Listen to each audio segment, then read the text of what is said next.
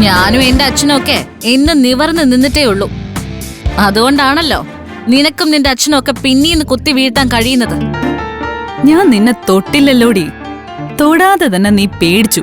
അതെന്റെ കുറ്റമല്ല.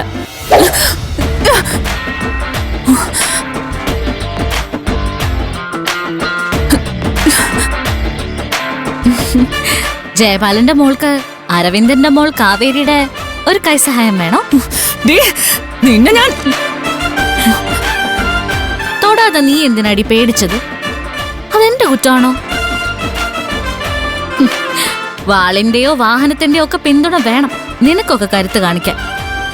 കണ്ണൂർക്കാരൻ അരവിന്ദന്റെ മകൾ കാവേരിക്ക് അതിന്റെ ആവശ്യമില്ലടി. ദാ ഈ വെറും കൈമതി. ഇനിയും തിളപ്പ് കൂടുതലാണെങ്കിൽ വാ, നമുക്കൊന്ന് മുട്ടി നോക്കാം. വാരിയെടുത്ത് റോഡിൽ പതിപ്പിച്ചു കളയും ഞാൻ. പിന്നെ പറിച്ചെടുത്തോണ്ട് പോകേണ്ടി വരും ജയപാലന് മോളെ. മുൻപ് മുട്ടാൻ വന്നപ്പോഴുള്ള അനുഭവങ്ങളൊക്കെ ഓർമ്മയുണ്ടല്ലോ. അതുകൊണ്ട് മോള് വണ്ടി നേരെ ബാംഗ്ലൂർക്ക് തിരിച്ചു വിട്ടോ. അങ്ങനെ പെട്ടെന്ന് വണ്ടി തിരിക്കാൻ വേണ്ടിയിട്ടല്ലടി ഞാൻ വന്നത്. ഒപ്പത്തിനൊപ്പം മുട്ടാൻ ഒരാളില്ലാത്തത് കൊണ്ട് നീ ഇവിടെ കിടന്ന് വിലസുവാണെന്ന് ഞാൻ കേട്ടു. നിന്റെ അച്ഛൻ മരിക്കാൻ കാരണം എന്റെ അച്ഛനാണെന്നോ അയാളുടെ അടുത്തുനിന്ന് എന്റെ അച്ഛൻ തോട്ടവും പണവും ഒക്കെ തട്ടിയെടുത്തെന്നോ എന്തൊക്കെയാടി കഥകള്. ഒന്നാലോചിക്കുമ്പോ കഷ്ടമാടി നിന്റെ അച്ഛന്റെ കാര്യം. 4 പെൺമക്കള്, 4നെയും കെട്ടിച്ചു വിടാനും കുടുംബം കഴിയാനും ഒക്കെയായി ആകെയുള്ളത് ഗൾഫിലുള്ളൊരു കൂലിപ്പണി. എന്റെ അച്ഛന്റെ വേർപ്പിന്നുള്ള പണം കൊണ്ട് ഇതുവരെ എങ്ങനെയൊക്കെയോ തട്ടിയും മുട്ടിയും പോയി. മൂത്തവളുടെ കല്യാണം വന്നപ്പോ കള്ളി വെളിച്ചത്തായി. സ്ത്രീധനമായിട്ട് എടുത്തു കൊടുക്കാൻ നിന്റെ അച്ഛന്റെ കയ്യിൽ എന്തുണ്ടായിട്ടാ? ആ വിഷമത്തില് പാപം നെഞ്ചുപൊട്ടി മരിച്ചു. പക്ഷേ പെൺമക്കളുടെ കാര്യം ആ രസം.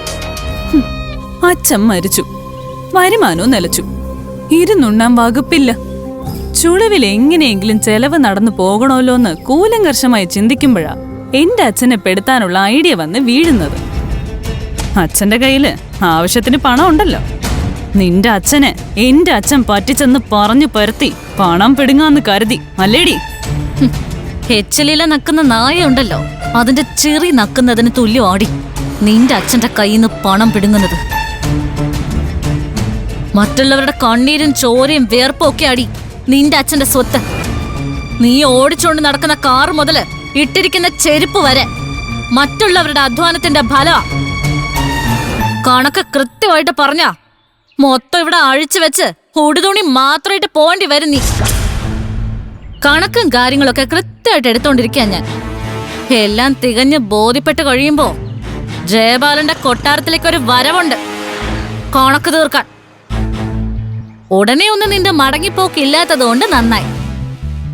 എന്റെ അച്ഛനെ ചതച്ച ജയപാലന്റെ കാൽ ചുവട്ടില് മണ്ണൊലിച്ചു പോകുന്നതും ആ സാമ്രാജ്യം ഒരു ചീട്ട് കൊട്ടാരം പോലെ തകരുന്നതും കാണാൻ നീ ഇവിടെ തന്നെ വേണം. പിന്നെ നീ കാവേരിക്കത്തെ എതിരാളിയാണെന്നൊരു തോന്നല് അത് വെറുതെയാ. നിന്റെ അച്ഛനെ കൊണ്ട് പറ്റിയിട്ടില്ല കാവേരിക്കൊപ്പം നിൽക്കാൻ. പിന്നെയാ നീ പോടി.